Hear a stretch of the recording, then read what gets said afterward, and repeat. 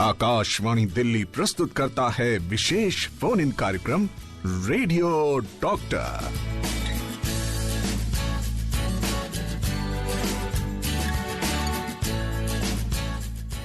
Hello friends, कैसे हैं आप? Fit and fine, healthy and smart. और ज़रूरी है रहना आपका स्मार्ट, क्योंकि आप ही तो हैं हमारे स्टार्स, और हमारे ये stars fit and fine, healthy and smart रहे, बस यही दुआ रहती है। और इसी दुआ के साथ मैं नुपुर कुलश्रेष्ठ स्वागत कर रही हूँ आप सभी का रेडियो डॉक्टर पे, जहाँ बात की कि आप स्वस्थ रहें, मस्त रहें, चमकते रहें, तो ज़रूरी है चमकना आपकी सेहत का। इसलिए हम आपके साथ जुड़ चुके हैं रेडियो डॉक्टर प्रोग्राम में। और आज जिस विषय पर हम आपसे बात करेंगे बहुत ही खास है, क्योंकि मौसम जिस तरीके से करवटें बदल रहा है, उसके साथ साथ बहुत जरूरी है कि आप ध्यान रखें अपनी कान का, नाक का और गले का। तो आज आपके जो बहुत ही खास अंग है ENT, उन पर हम बात करेंगे। और जो विषय है हमारा वो यही है कि सर्दियों के मौसम में आप किस तरीके से अपने कान, नाक, गले का ध्यान रखें, उसकी देखभाल करें, किस तरह से उपचार करेंगे, कैसे समस्याओं से दूर रहें, इन सब पर हम बातचीत करेंगे। और इस पर बात करने के लिए हमारे साथ आज स्टूडियो में मौजूद हैं doctor Rakesh Kumar, ENT specialist. आप हमारे साथ हैं all India institute of medical sciences से, और दिल्ली से आप जुड़े हैं हमारे साथ। बहुत बहुत स्वागत है डॉक्टर साहब आपका रेडियो डॉक्टर में। जी नमस्कार आपको भी और हमारे सारे सुनने वाले साथियों को। तो आप हमारे साथ जुड़ चुके हैं इस सफ़र में जिसका नाम है रेडियो डॉक्टर। और इस सफ़र का हिस्सा बनने के लिए आपको क्या करना है? आपको हमारे साथ जुड़ना है। जो विषय हमने आज आपको बताया है कि सर्दियों के मौसम में आप किस तरीके से अपनी ईयर, नोज एंड थ्रोट का सही से ध्यान रखें। तो इससे जुड़ा हुआ कोई भी आपका सवाल है, कोई समस्याएं हैं अगर आपको, तो आप बिल्कुल हमारे साथ जुड़िए, अपना सवाल हमसे पूछिए। और उसके लिए आपको हमें मैसेज भेजना होगा 9868107070 पर। आप सुन रहे हैं विशेष फोन इन कार्यक्रम रेडियो डॉक्टर। तो आप भी बहुत ध्यान से सुनिए और अपने साथियों को भी बोलें, आप अपने रिश्तेदारों को भी बोलें, दोस्त को भी बोलें, सबको बोलें कि अपना ध्यान रखें। और रेडियो डॉक्टर ये जो हमारा कार्यक्रम है, इसमें हम हर दिन अलग विषय के साथ जुड़ते हैं और कहीं ना कहीं बहुत ही एक कोशिश हम करते हैं कि आपकी मदद कर सकें और आपका एक हम भी ख्याल रख सके। और जैसे कि बात हो रही है कि मौसम बदल रहा है, सुबह शाम की अच्छी खासी ठंड है, और आने वाले दिनों में ठंड और भी ज़्यादा बढ़ेगी। तो ऐसे में आप बहुत ही महत्वपूर्ण अंग जो है आपके कान है, नाक है और आपका गला है, उसका ख्याल कैसे रख सकते हैं, इस पर हम बिल्कुल बातचीत करेंगे। डॉक्टर राकेश हमारे साथ हैं स्टूडियो में। और पहला जो सवाल है डॉक्टर, वो मैं आपसे यही करना चाहूँगी कि सर्दियों का जब ये मौसम आता है तो किस तरह की ENT की जो समस्याएं हैं हमें वो देखने को मिलती हैं? सर्दियाँ क्योंकि टेम्परेचर कम होता है और टेम्परेचर चेंज सडन काफ़ी होता है। जैसे हम लोग घर में हैं तो खिड़की दरवाजे बंद किए हैं, आप रजाई में घुसे हुए हैं, फिर सडनली बाहर निकलते हैं तो टेम्परेचर चेंज होता है। तो जब भी टेम्परेचर चेंज होगा तो वायरल इन्फेक्शन ज़्यादा होते हैं। और एक जो समझने की बात है कि नाक, कान और गला तीनों चीज़ें आपस में जुड़ी हुई हैं। तो अगर एक का प्रॉब्लम होगा तो दूसरे का भी हो सकता है साथ में। तो अगर हम ये रखें कौन कौन सी बीमारियां हो सकती हैं, तो नाक में मैं बोलूँगा कि नाक बहना, जिसको हम लोग कहते हैं कि जुकाम होना, और जुकाम के साथ साइनस का इन्फेक्शन होना जिसको साइनोसाइटिस बोलते हैं। फिर गले में खराश होना, और कई बार लोग बोलते हैं कि नाक के पीछे से टपकता है गले में और उसके बाद फिर खांसी आती है, जिसको हम लोग पोस्ट नेजल ड्रिप बोलते हैं। और क्योंकि कान भी कनेक्टेड है, जब गला खराब होगा और जुकाम होगा तो उसके साथ साथ कान के ऊपर असर आ सकता है। जैसे हम सभी ने देखा है, जब जुकाम होता है तो कान बंद हो जाते हैं, अपनी आवाज़ ज़्यादा गूंजती है, बाहर की आवाज़ कम आती है। तो वो तो बड़ा कॉमन है। इसके अलावा कान में दर्द होना, कान में पस आना, खासतौर से उनके जिनके पहले से सुराख है कान में। और अभी आपने डॉक्टर साहब एक और बात कही कि नाक से टपकना, ये क्या है, इससे हम क्या समझते हैं? जी ये बॉडी का एक तरह से डिफेंस मैकेनिज्म है। जब भी टेम्परेचर चेंज होगा, चाहे आप गर्मी में जाएं या सर्दी में जाएं, तो बॉडी क्या करती है, जैसे कोल्ड एयर कांटेक्ट में आया कि हम नाक से सांस ले रहे हैं, तो कोशिश करती है उस कोल्ड एयर को बॉडी टेम्परेचर पे लाने के लिए, तो ब्लड सर्कुलेशन बढ़ जाता है। उससे क्या होगा, सिक्रीशन ज्यादा आएंगे। तो वो सिक्रेशन जब ज़्यादा आएंगे या तो नाक में बाहर की तरफ आएंगे या वो पीछे की तरफ जाएंगे। लेकिन अगर साथ साथ में वायरस इन्फेक्शन भी आ जाए साथ में, तो उसको फिर हम लोग कॉमन कोल्ड बोलते हैं। क्योंकि अगर आप देखेंगे, अगर आप साइकिल पे जा रहे हैं या टू व्हीलर पे जा रहे हैं, जैसी ठंडी हवा लगती है तो नाक से पानी निकलने लगता है। वो बॉडी का डिफेंस मैकेनिज्म है जी। और जिस तरह की हमने बात की कि सर्दियों का ये जो मौसम है तो कई तरह की हमें प्रॉब्लम्स हो जाती हैं जिनके बारे में आपने बताया। तो ये जो प्रॉब्लम्स हैं, अगर हम बात करें अलग अलग एज ग्रुप की, तो उसमें बच्चे और बुजुर्ग जो हैं, वो वहां पर बच्चे और बुजुर्ग के लिए अगर हम खास तौर पे बात करें तो वो किस तरीके से अपना ख्याल रखें। अभी हम ख्याल की बात करेंगे कि सबको किस तरीके से ख्याल रखना चाहिए, लेकिन हम कहते हैं कि बच्चे हैं जो अपना ख्याल नहीं रख पाते। जी बिल्कुल। तो उसमें हमें क्या करना चाहिए? हाँ, क्योंकि जब भी टेम्परेचर चेंज होता है तो सबसे ज्यादा जो अफेक्टेड जो ग्रुप है वो छोटे बच्चे हैं और एजेड वाले लोग हैं। बच्चे इसलिए क्योंकि उनको कंट्रोल करना मुश्किल है, वो अगर बाहर खेलने जाएंगे तो जाएंगे ही, या आप उनको बोलिए कि भाई पानी में हाथ ना डालिए तो वहां भी जाएंगे ही। तो वो प्लस एक्टिविटी बहुत ज्यादा है, तो जब भी एक्टिविटी बहुत ज्यादा होगी तो उस वक्त ये वायरल इन्फेक्शन होने का ज्यादा चांस रहता है। और ऐसी जो ओल्ड एज वाले जो बुजुर्ग लोग हैं, उनमें अगर खासतौर से ऑलरेडी कुछ प्रॉब्लम जैसे सांस की दिक्कत है या एलर्जी है, उनमें ज्यादा प्रॉब्लम होती है। इसके अलावा जो अदरवाइज हेल्दी हैं उनमें भी ज्यादा चांस है, क्योंकि बॉडी में उतनी जो एक इम्यूनिटी है वो थोड़ी कम होती है एज के साथ साथ। तो उनमें ये ध्यान रखने की बात है कि अपनी इम्यूनिटी मेंटेन रखें, तो अपने को फिजिकली एक्टिव रखें, कुछ एक्सरसाइजेस करें और खाने पीने का ख्याल रखें। और बच्चों को क्योंकि आप रोक तो सकते नहीं बाहर जाने से, तो उनको उस ढंग के कपड़े पहनाएं जिससे वो प्रोटेक्टेड रहें। जैसे कान ढक दें, उनके ऊपर कैप लगा दें, पूरे बाजू के कपड़े पहने। बाहर अगर कहीं पे कुछ गीला कपड़ा हो गया तो उसको आप चेंज कर दें। तो इस ढंग से हम उनको हेल्प कर पाएंगे। तो बच्चे और बुजुर्ग भी अपना खास ध्यान रखें। और यहाँ पर एक हम फिर ये कह सकते हैं, क्योंकि इम्यूनिटी का काफ़ी रोल है, अगर आपकी इम्यूनिटी अच्छी है तो आप बहुत जो समस्याएं हैं उससे खुद को बचा लेते हैं जी। और जैसे हम देखते हैं कि अमूमन जो हमें सर्दी या जुकाम भी रहता है, सर्दियों में जब हो जाता है तो 7 से 10 दिन में वो ठीक हो जाता है जी। तो क्या इससे लंबा अगर हमें सर्दी या जुकाम है तो क्या ये गंभीर रूप ले सकता है? जी बिल्कुल, आपने बहुत अच्छा पूछा। 2 चीज़ें हैं इसमें आमतौर से, क्योंकि वायरल इन्फेक्शन जितने भी होते हैं वो 7 दिन के आसपास लेते हैं, मैक्सिमम 10 दिन लेंगे। वो सेल्फ कंटेन्ड होते हैं, उस टाइम में अपने आप ठीक हो जाते हैं जी। दिक्कत तब आती है या तो तब तक ठीक ना हो और उसके साथ साथ बाकी चीज़ें हैं, जैसे मान लीजिए बुखार आ गया आपको, या बहुत ज़्यादा थकान हो रही है, या शरीर पे कुछ चकत्ते आ गए रेड, तब हमें डॉक्टर से सलाह लेने की ज़रूरत है। तो ये चीज़ें ध्यान रखें। जब आपको लग रहा है कि कॉमन कोल्ड में होता क्या है, आपको थोड़ा थकान लगता है, बाकी आप नॉर्मल काम करते रहते हैं। जब आपको लगता है कि नॉर्मल काम करने का मन नहीं कर रहा या 7 से 10 दिन हो गए फिर भी ठीक नहीं हो रहा, तब आपको डॉक्टर की एडवाइस लेनी चाहिए। और साथ ही एक सवाल अभी हमारे पास है डॉक्टर साहब, वो लिखते हैं कि कानों में हल्की हल्की ध्वनि का बजना, सोते समय लेफ्ट कान में ठक ठक की आवाज आना, ये इससे कैसे निजात पाई जा सकती है? और बदलते मौसम में नाक बंद होना, गले में भारीपन रहता है, इसमें कैसे अपना ध्यान रखें? जी 2 सवाल हैं। एक तो उन्होंने बोला कान में आवाज आ रही है, तो उन्होंने उम्र नहीं लिखी अपनी जी। तो आमतौर से अगर कान में आवाज आ रही है उसके 2 कारण हैं।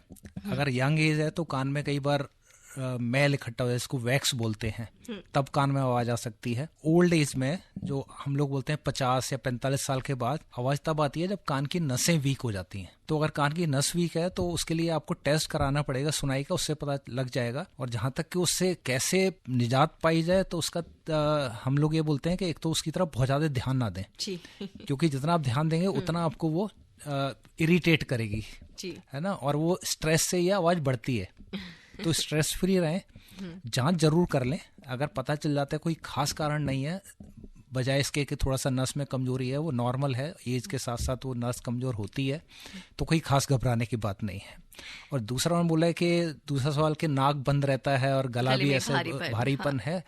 तो मैं ये बोलूँगा, एक तो क्योंकि सर्दियां तो हैं ही, साथ में पॉल्यूशन ज्यादा है। तो एक तो ये कोशिश करें कि जब पॉल्यूशन लेवल ज्यादा है, एक तो अवेयर रहें कि भाई AQI क्या है अभी। अगर वो सीवियर जोन में है तो आप उस वक्त अगर अवॉइड कर सकते हैं तो बहुत अच्छी बात है। अगर फिर भी जाना पड़ रहा है तो मास्क लगाएं और अपने आप को प्रोटेक्ट करके प्रॉपर कपड़े पहन के बाहर निकलें। और जब आप शाम को अगर ऑफिस से वापस आ रहे हैं तब भी पॉल्यूशन लेवल ज्यादा होता है, तो जब पॉल्यूशन ज्यादा है तो उससे अपने आप को बचाव रखें। अगर नहीं रख सकते तो आप प्रोटेक्टिव मेजर लें, जैसे कि मास्क पहनना है। इसके अलावा घर आने के बाद आप थोड़ा स्टीम ले सकते हैं। स्टीम लेंगे तो नाक भी खुल जाएगा और गले में भी जो खराश है वो खत्म हो जाएगी। जी। और डॉक्टर साहब, जैसे कि हम ये कहते हैं कि हम बाहर निकले, पॉल्यूशन बहुत ज़्यादा है, ये हम सब जानते हैं और अपना ख्याल रखने की भी पूरी तरह से ज़रूरत है।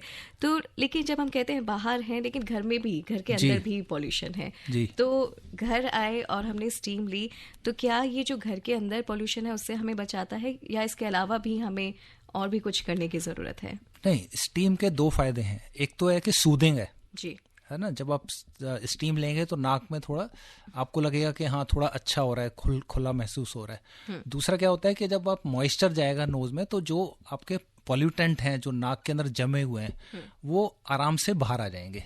तो ये 2 फायदे हैं उसके। जी बिल्कुल। तो आप घर में हो या आप बाहर हैं तो आप अपना बहुत ध्यान रखें, और घर पर भी आप कुछ इस तरह के प्लांट्स लगा सकते हैं जो आपके ऑक्सीजन को साफ रखता है और आपकी जो आपके आसपास की जो हवा है वो बिल्कुल साफ रहेगी।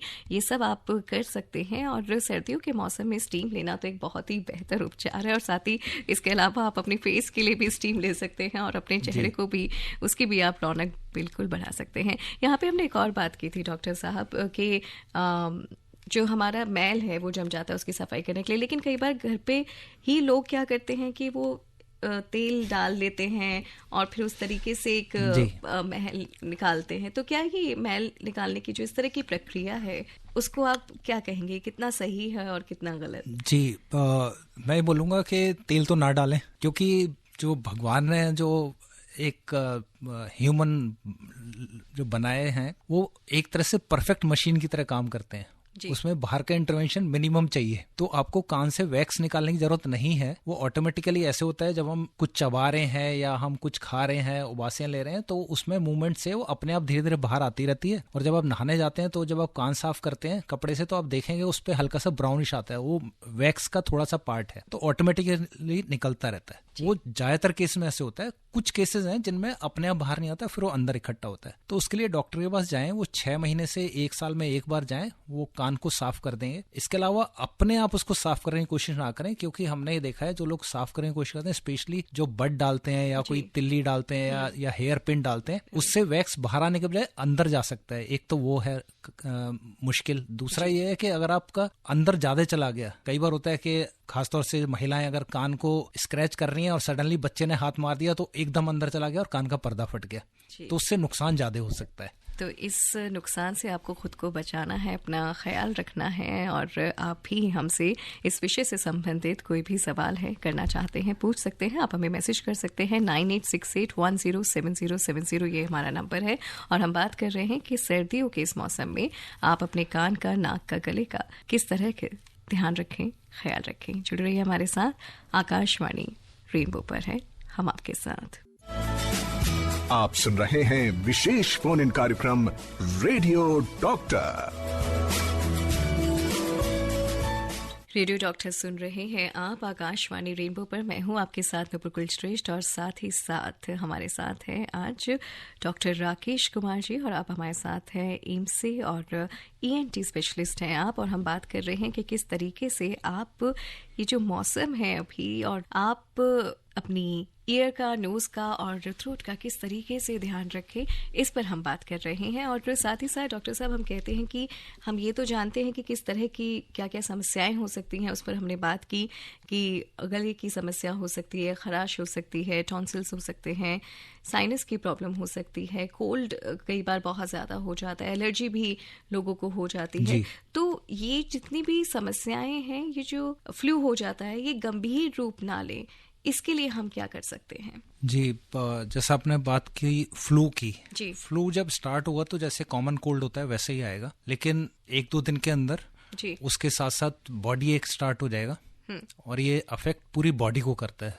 नाक, गले और छाती के अलावा भी, जैसे हार्ट को भी अफेक्ट कर सकता है, ब्रेन को भी अफेक्ट कर सकता है। तो आमतौर से जो हेल्दी अडल्ट हैं उनमें सेल्फ लिमिटिंग है, वो 7 से 10 दिन में ठीक हो जाएगा। तो बहुत ज़्यादा उसके लिए इलाज की ज़रूरत नहीं है, ना कोई ऐसा कोई खास प्रिवेंशन की स्पेशली करने की ज़रूरत है। जो नॉर्मल प्रिवेंशन है कि अपनी आप हाइजीन का ख्याल रखें, अपने हाथों से नाक को, आँख को, मुंह को टच ना करें, सफाई का ख्याल रखें, अच्छा खाना लें, वो उसमें सेटल हो जाता है। दिक्कत आती है जो छोटे बच्चे हैं या बुजुर्ग लोग हैं, क्योंकि उनमें अगर ये होता है फ्लू तो फिर सीरियस इशू हो सकता है। तो उसमें हम लोग रिकमेंड करते हैं कि जो हाई रिस्क ग्रुप है जिसकी हमने बात की, उसमें वैक्सीन का इस्तेमाल किया जा सकता है जब विंटर्स स्टार्ट हों।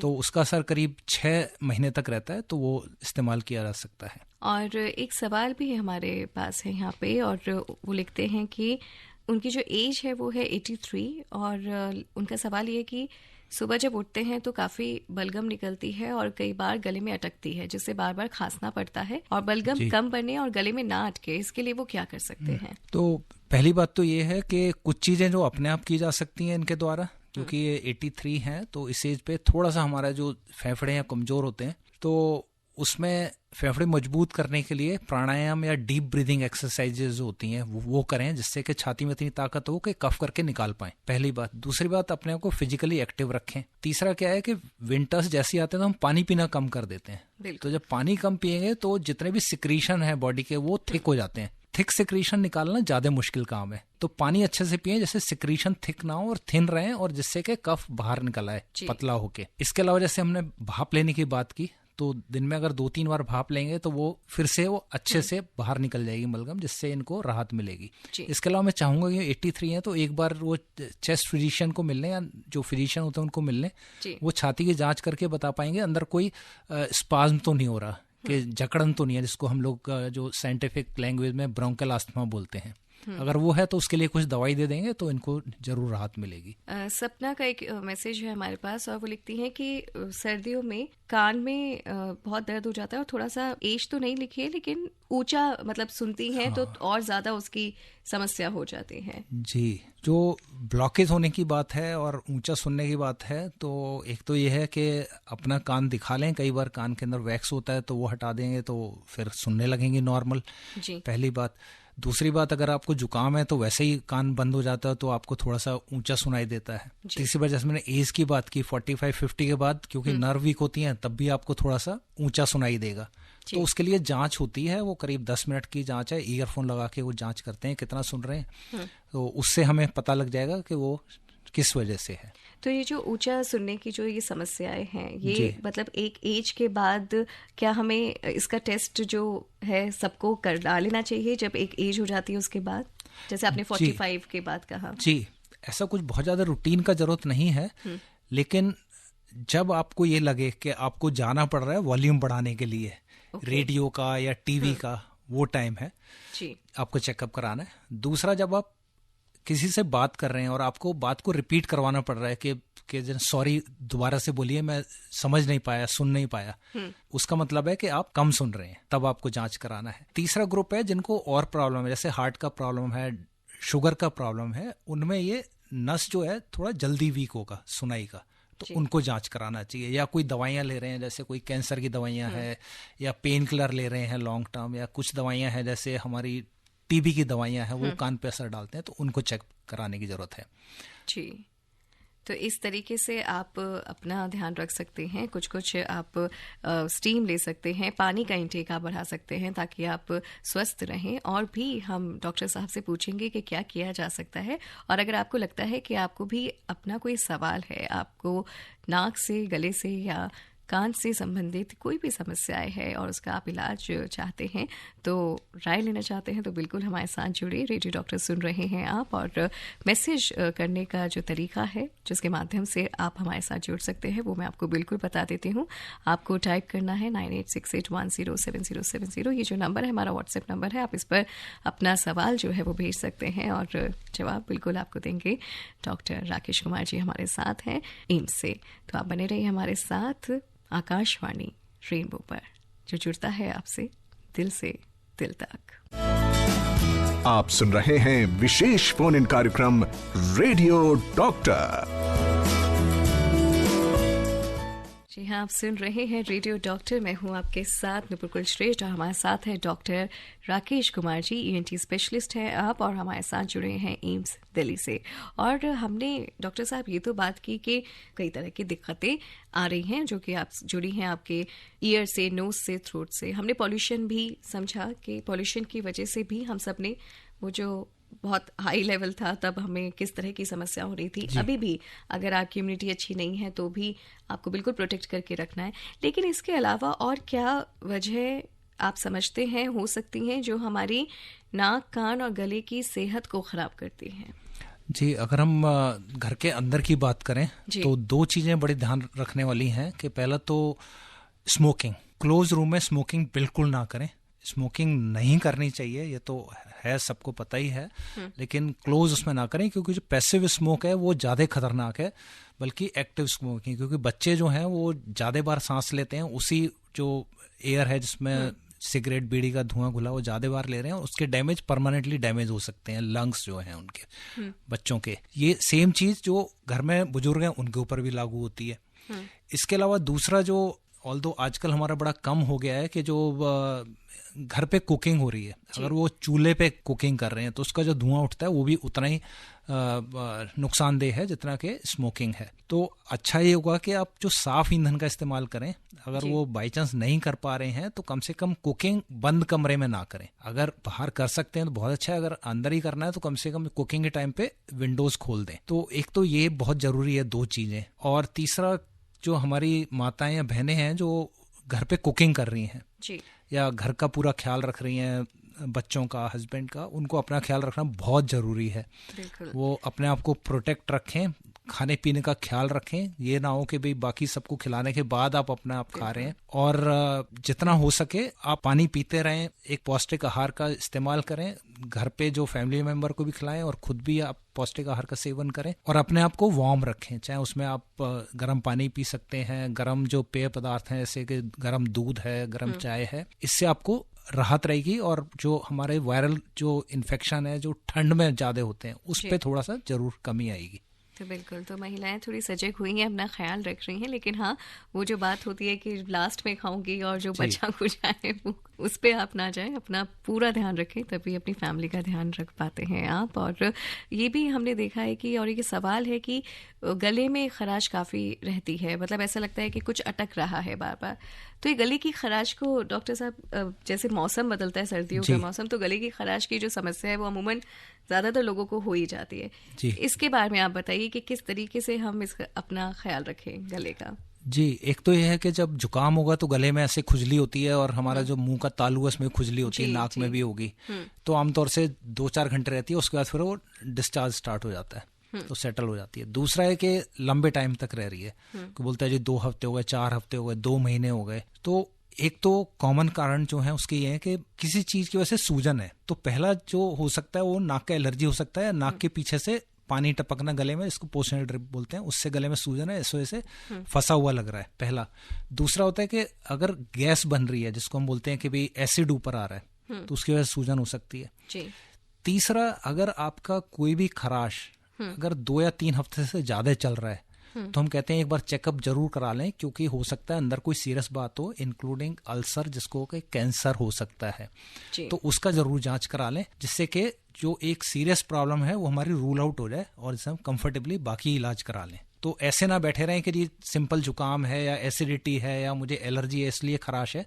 अगर खराश रह रही है और ठीक नहीं हो रही तो एक बार जांच जरूर करा लें गले का। बिल्कुल। तो अभी जैसा कि हम बात कर रहे हैं कि जैसे हमने ये भी बात की कि कोल्ड आपको हुआ 7 से 10 दिन में ही ठीक हो जाए तो ठीक है, अदरवाइज आपको ज़रूरी है कि आप डॉक्टर की सलाह लें। इसी तरीके से अगर आपको लग रहा है कि गले में कुछ समस्या है, खराश की जैसे कि हमने बात की, तो आप बिल्कुल अपना बचाव करें। प्रिकॉशंस लेना बहुत ज़रूरी है कि आप खुद को बचाएं। कि आप, कई बार हम यही सोच लेते हैं ना डॉक्टर साहब कि ठीक है हम घरेलू इलाज कर रहे हैं, इससे ठीक हो जाएगा, आपको थोड़ी राहत मिली, और फिर से वो समस्या दोबारा से आ जाती है, दोबारा आपको हो जाती है। तो इसके लिए ज़रूरी है कि हम डॉक्टर की सलाह लें, डॉक्टर के पास जाएं और उनसे बातचीत करें, और बातचीत जब आप करते हैं तो ही सोल्यूशन निकलता है। और यहाँ पर भी हम आपसे बातचीत कर रहे हैं एक ख़ास विषय पर, जो कि है आप अपना ध्यान कैसे रखें, जो बहुत ही महत्वपूर्ण अंग है आपके। नाक है, कान है, आपका गला है, और इसका ध्यान आप किस तरीके से रख सकते हैं, किस तरह की जो समस्याएं हैं उनसे बच सकते हैं। आप भी अपना सवाल हमसे पूछ सकते हैं। 9868107070 ये हमारा नंबर है। आप जुड़े हुए हैं हमारे साथ FM रेनबो दिल से दिल तक में। आकाशवाणी आप सुन रहे हैं और मैं हूं आपके साथ नूपुर। आप सुन रहे हैं विशेष फोन इन कार्यक्रम रेडियो डॉक्टर। जी, आप सुन रहे हैं रेडियो डॉक्टर और हमारे साथ हैं डॉक्टर राकेश, ENT स्पेशलिस्ट हैं आप, और आप हमारे साथ जुड़े हुए हैं एम्स से हैं आप, दिल्ली। और साथ ही साथ हमने कई सारी आपसे बातचीत की, और यहाँ पर जो सवाल है वो ये है कि निशा हमें लिखती हैं कि वो 23 साल की हैं और उनको साइनस की समस्या है, और हर बदलते मौसम के साथ उनकी जो समस्या है वो और भी गंभीर हो जाती है। तो साइनस की ये जो समस्या है डॉक्टर साहब, ये जानना चाहेंगे कि सर्दियों में क्यों बढ़ जाती है, उसकी क्या वजह है, और किस तरीके से जो एक साइनस के पेशेंट हैं वो अपना ध्यान रखें, क्योंकि वो दर्द भी काफ़ी भयंकर होता है और आपकी हालत ख़राब हो जाती है उसमें भी। जब भी नाक में दिक्कत होगी तो साइनस में भी होगी, क्योंकि नाक और साइनस आपस में जुड़े हुए हैं जी। जैसे सिंपल कोल्ड होगा तो आपके देखा होगा कि आवाज़ चेंज हो जाती है, कि जिसको बोलते हैं कि नाक से बोलने लगे। आप फ़ोन पे बात करेंगे तो बोलेंगे अरे आपका क्या जुकाम हो गया। जी जी जी। तो वो साइनस है। वो आमतौर से कोल्ड ठीक होगा तो साइनस भी ठीक हो जाएगा। कई बार क्या होता है कि वायरस इन्फेक्शन स्टार्ट हुआ, उसके बाद उसमें बैक्टीरियल इन्फेक्शन आ गया, जैसे कि जो नाक से सिक्रीशन आ रहे हैं वो येलो कलर के स्टार्ट हो गए या थिक हो गए, साथ में फीवरिश लगने लगा, हेडेक हो रहा है, फेस पे पेन है या सर भारी हो रहा है, तो इसका मतलब साइनस में इन्फेक्शन है।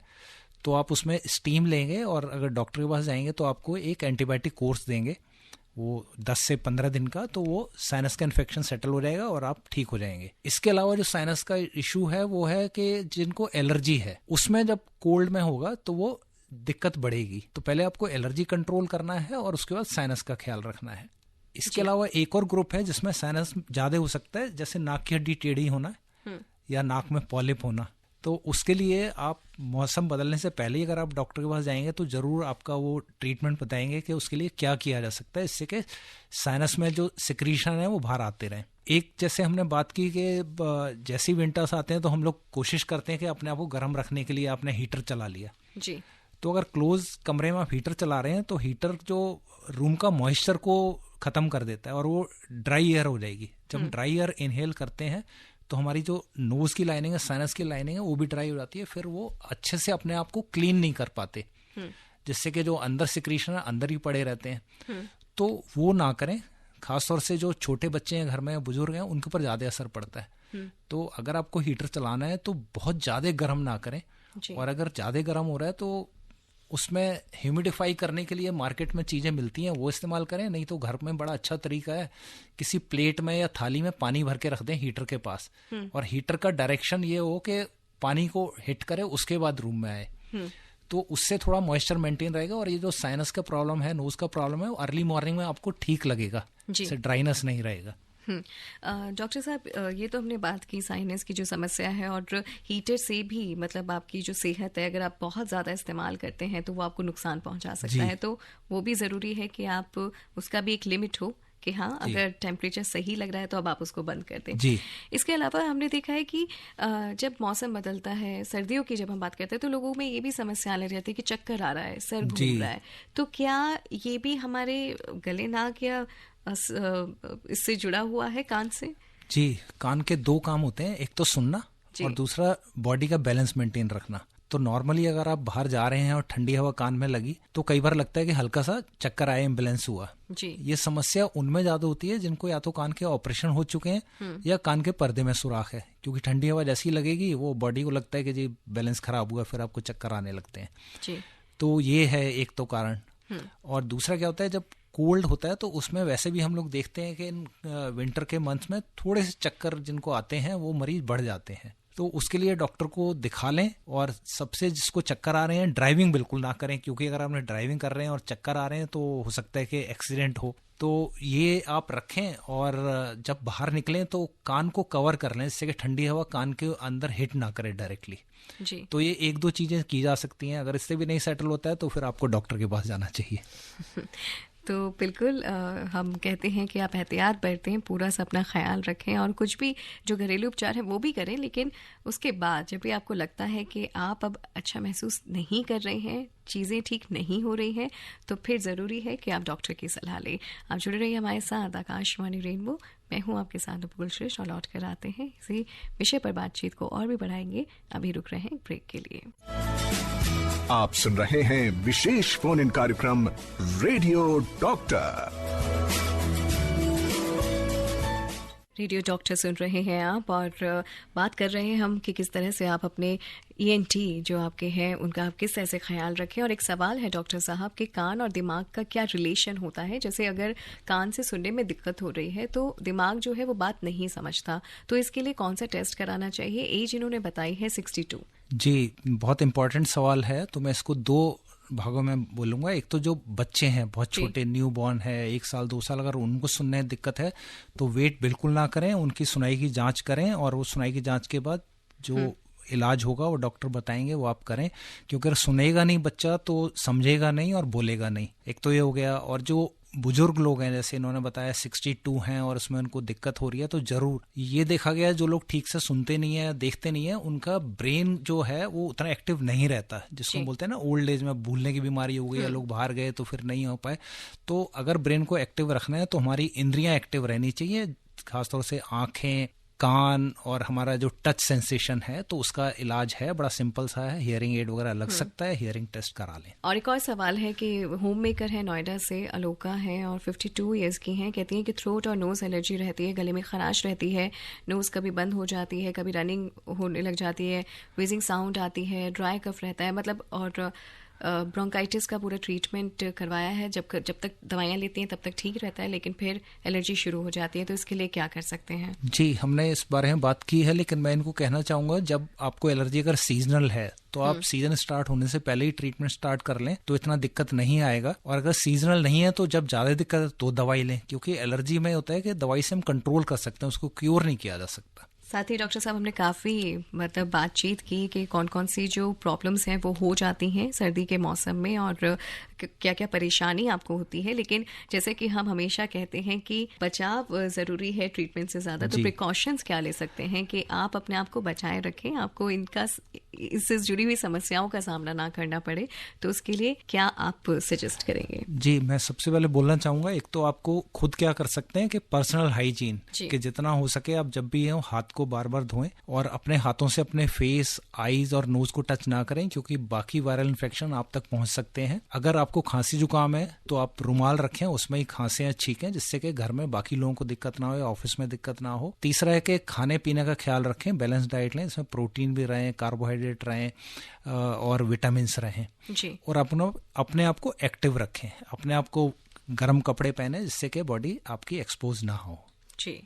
बिल्कुल, तो ये सारी चीज़ें आप करिए, अपना ध्यान रखिए, खुश रहिए, स्वस्थ रहिए और हर बीमारी से दूर रहिए। बहुत बहुत शुक्रिया डॉक्टर राकेश हमारे साथ जुड़ने के लिए और ये तमाम जानकारी हमारे साथ साझा करने के लिए। Thank you. और आप भी अपना ध्यान रखिए और फिर आपसे मुलाकात होगी, लेकिन अभी दीजिए इजाज़त। Take care, bye bye.